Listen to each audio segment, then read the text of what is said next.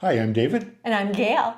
Well, welcome to something new for Travel Intently, and that is Table Talks with train trips. And today we're talking about some train trips for Amtrak travel based on our recent experience as Amtrak train travelers. For sure. Yeah. So we've got a series of tips just based on, this is based on our North America by Train series that you might have seen on our Travel Intently website, where we basically went right across Canada on the Canadian and then took Amtrak trains again all the way from the West Coast to the East Coast, did a complete loop. So we have I think a fair bit of familiarity now with Amtrak trains of all sorts. We've traveled in business class, we've traveled just regular coach overnight.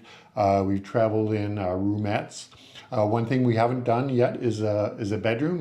They're just a Looking forward to it. A little bit on the expensive side, so we haven't done a bedroom yet. But someday, hopefully, we've been on the Acela. We've been on the Acela, the high-speed train as well. So, and we've crossed borders as well from Canada to the United States and vice versa as well. Mm-hmm. So anyways, we're sort of basing this on those experiences just to give you maybe an idea as a first-time traveler on Amtrak, maybe what you could expect and what we should maybe plan for as well.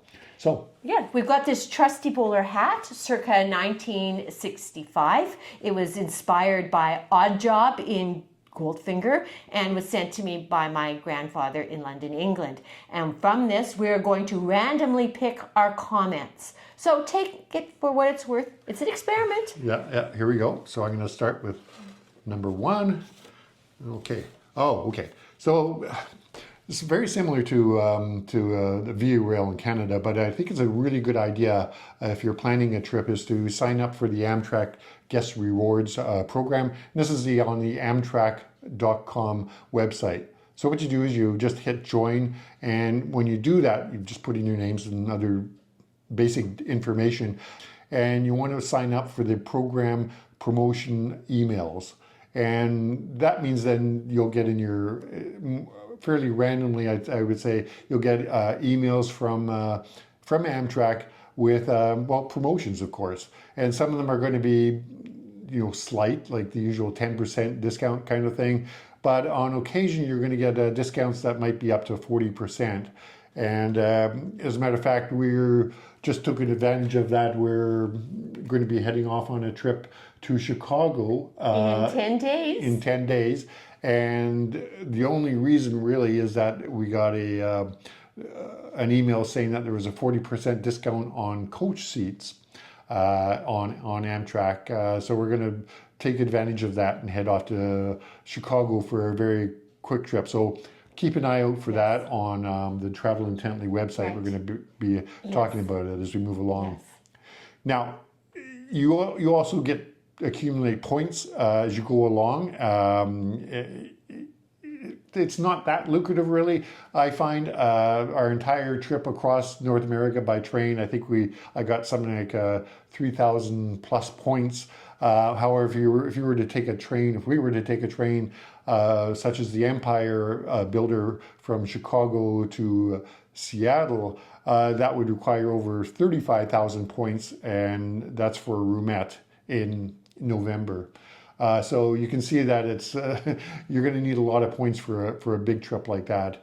However, for smaller trips, it could work, and we've used it for short run trips, such as from Seattle to Vancouver, which we're going to be taking next Christmas time, and that's going to be free for us. Anyways, okay. That's that. That sounds good. Oh, okay. So we've mentioned roomettes and bedrooms already. You can't select your specific roomette or bedroom when you're booking with Amtrak. But once you have booked, you could call Amtrak customer service and they may help you select a particular cabin kind of at that point. So you might want to be, I don't know, you might hope to be on Oceanside or something like that when you're on the coastal Starlight, so that type of thing. But it certainly gives you some wiggle room but you can't have that presumption at the get-go. Okay. Your turn. Okay, what do we have here? Okay, just make sure that you have cash on hand because you're going to want to be tipping the car attendants as well as the dining car staff. They're all working hard for you. Particularly the car attendants are going to be fixing up your beds at nighttime and be at your beck and call during your stay on the train. And the same goes, of course, with the dining car staff who are working hard to work for you, to get your meals to you and what have you. So you want to make sure that you're tipping those. You're going to want to have cash on hand to pay for those tips. And the same goes for the car attendants. We've mentioned before that for the Canadian, something in the range, what we do anyways, is about $5 per day per person for the sleeping car attendant itself. And of course, that's all discretionary. You might consider that high or low. It's all up to you to figure out what you want to do. They do really contribute to your experience. For sure. Oh, Yeah, no, it is mine. Okay. Okay, so this is about security. You cannot lock your roomette or your bedroom doors from outside. So once you're in your own private space, yes, indeed you can. But when you leave, for example, you're going to the dining car, you want to go and see what things are like in terms of scenery elsewhere, you're going to be leaving your room unlocked. So our tip to you is to have a smaller bag that you have with you always with your valuables. I'll take that. Yes. So if you're traveling reasonably late, what we did on our American trip, we had two sort of small roll-on bags, and we had two backpacks as well. Originally, we were planning to have them go into checked bags, such as we would in Canada, but we were told that really it's not really necessary, and truly it's not necessary. There are on all the sleeping cars, there are luggage racks where you can store your small roll-ons, small suitcases, what have you, and so you don't have to check them. It just makes it that much easier when you're getting off the train afterwards to pick it up and get off the train. You don't have to wait at a luggage claim area to pick up your bags. However, you have to be aware that there is fairly limited space in the cabins if you're staying in the roomette, for example. So you want to have a fairly small bag. Again, we have our backpacks, which are Eagle Creek backpacks that we've used throughout our trip. They're soft backpacks. They're designed to be taken onto an airplane, carry on pretty much any airplane. So they're basically about 21 inches tall, and as for example, and they will fit under the seats in your roomette. So that would work, but I wouldn't want to bring in anything larger than that. You also might want to bear in mind that if you're in the roomette and if you are storing your bags under the chairs, that you're going to go for dinner, you're going to come back, you're going to find that your beds have been made up. And as we found out, our bags are way under the chairs. You have to get down on your hands and knees out in the corridor of the car, reaching under, trying to get those backpacks and secure them and bring them up so you get access to them. So you're going to have to plan for that. We made that mistake only once. Only once, yes, yeah. Okay. Okay. Be prepared to deal with possible changes and cancellations on your reserved trip. So you should have a phone with a cell plan so that you will receive email, and you may get a phone call or a text. Also, use the phone number in the email for assistance. So in our grand tour, we did have a few instances where this really was relevant. Yes, for sure. We ran into two canceled train trips. One, we were actually on the train when it was canceled. And what we did is we received emails. If you do get that email saying your train has been canceled, there will be a phone number on that email. make sure you use that phone number and not go to the website and go to customer service. Those are two different phone numbers. And it seemed to me that, and again, I made this mistake. I tried one time phoning just a general customer service number, and it turned out that I was just put in on hold for a very long period of time, eventually hung up. Whereas when I used the phone number that was in the email, I got right through and got in touch with people who were there to help me solve They knew the problem. They knew the problem. For sure. And in the instances that we ran across, Amtrak was very good at handling. These were weather-related instances that they had no control over, and they managed to see us through. For sure. Okay. Okay, it's yours. That's mine. Okay. Just be aware as well that there is a dining room, of course, where you can take your meals. They will come around to your room about 2 hours before the meal, whatever it happens to be, dinner. And so you have to be in that room at that time, so it seems. And then at that point, they will ask you, well, do you want the first or second serving in the dining room, or do you want to have your meal in the room? So just be aware of that. Now, I guess the advantage of having a meal in your room is that you could then bring your own wine or have your own wine or beer there. Of course, just be aware that there's no fridge there, so probably red wine is going to be one of your better choices in that situation. However, we must admit that we've never done the in-room dining because we sort of enjoy going into the dining car and meeting other people and talking with them about their experiences on the train. Mm-hmm. Yeah, we've met many, many people, and people from all around the world. It's part of the train experience for us. Mm-hmm. Your Okay. turn. All right. Okay. Roomettes are very compact, and during the day they're in kind of a mode where there are two very comfortable armchairs, if you will. But it's 17 inches from the edge of the bed to the door. It doesn't give you a lot of maneuverability. Yeah. This also kind of has some application at night.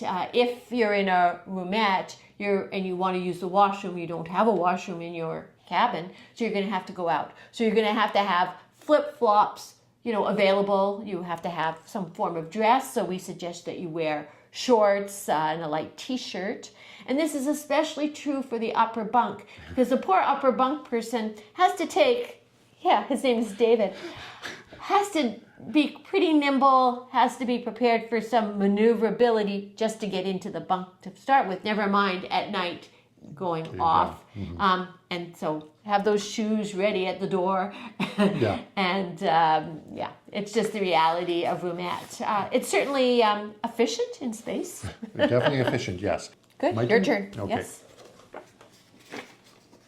Okay. Now, when you are doing your booking online, you'll go through the whole process and you'll pay your money and what have you, and then you'll get an option to bid on an upgrade. For example, if you happen to be in coach, you'll have the opportunity to bid on a upgrade to a roomette or a bedroom, or if you're in a roomette, then you can bid for an upgrade to a bedroom. So our tactic is, what we think is why not? So what we do is you have a range of bids from very low to very, very high. What we do is we put in the minimum bid, and if something happens to click, if we happen to get it, then we're going to get a very good deal on a very nice upgrade. So just consider that. Now, I will say that so far it hasn't worked out, but maybe that minimum bid tip isn't the best. Yeah, but I think other people we've run into have mentioned that they put in the minimum bid and it has worked. So I think it probably depends on the time of season, maybe the train you're taking, different factors such as that. So whether it will work out or not, but again, why not? So bring a toolkit with you. I do it all the time myself. So this includes the extension cord. David might want to expand on that. Duct tape and scissors. And the reason for this is that there are people who say, if I'm on the upper bunk, my upper bunk is very close to an air vent. and I find it cold. So the solution that is kind of a long-term solution, it's not here first that you're hearing it, is to bring duct tape with you to cover that vent if it is problematic to you, and you will need scissors. Yeah. David, what would you like to add? Well, I personally, I haven't had any trouble. I kind of enjoy the fresh air, so it's not As the an upper issue. bunk person. As the upper bunk person. And I guess the other thing is that if you put the duct tape on it, make sure you take it off before you leave at the end of the session. And the second thing with the extension cord is that you'll find that there's only one plug in the Roomets, and it'll be in the chair right beside one of the people there. Again, it's kind of an awkward location for it. So if you have a 3-foot extension cord, then you can just plug it in there. The extension cord will go to the table, which sits between you, and that's where then you can plug in your chargers, and it's a more convenient place to leave your electronics. So I think that's good enough for that. I think so. That's your baby, I know. Okay, last one here. Okay. Plan to spend time in their observation car. Now, if you watch our videos, we incorrectly call them dome cars. There are no longer dome cars on Amtrak trains. What they do is they call them, well, observation cars, or more correctly, they call them sightseer lounges. And they're quite elegant, actually. They have a sort of, they are very loungy. They have lounge style chairs and sort of pleasant little groupings. They have tables where people can sit up as well. These are at the upper level of these the 2-tier train cars, and then down below there is a snack or a cafe space as well, where you can pick up snacks and food if you want to. Something that you should be aware of is that the observation cars are open not just to people in the sleeper class, like in the bedrooms and roomettes. They're also open to people that are in coach class, and the seats are available on a first come first served basis. So, considering there's a limited amount of space up there, and there's a lot of people on some of these trains, so there's going to be a certain amount of competition. Especially when you're going through scenic areas such as the Rocky Mountains. So just be aware of that and plan accordingly. And there you have it. Those are our tips for today. The bowler hat is empty, and I think we call it a day. Time to say adieu. Yes. Now, we will say that I hope you enjoyed this. If you do have any tips yourself or any ideas, then please leave them in the comments below here. We're anxious to hear what your experiences have been, and if the tips are useful or not. Use them as a platform, a community platform, basically to communicate other ideas. Generate discussion. That's what it's all about. So we really would love to hear from you. It's always fun. Yeah, and definitely if you do like this video and the other videos that are on Travel Intently, by all means hit that subscribe button. And after you hit the subscribe button and it says subscribed, then hit it again and hit one of those little bells, likely the all notification bell. When you do that, then you'll get an email notification every time we post a new Travel Intently a video. So keep those ideas in mind. We love to have you along for our journeys. Lots more to come. And I think with that, we'll just say goodbye and hope you enjoyed it. Thank you. Happy travels. Bye-bye.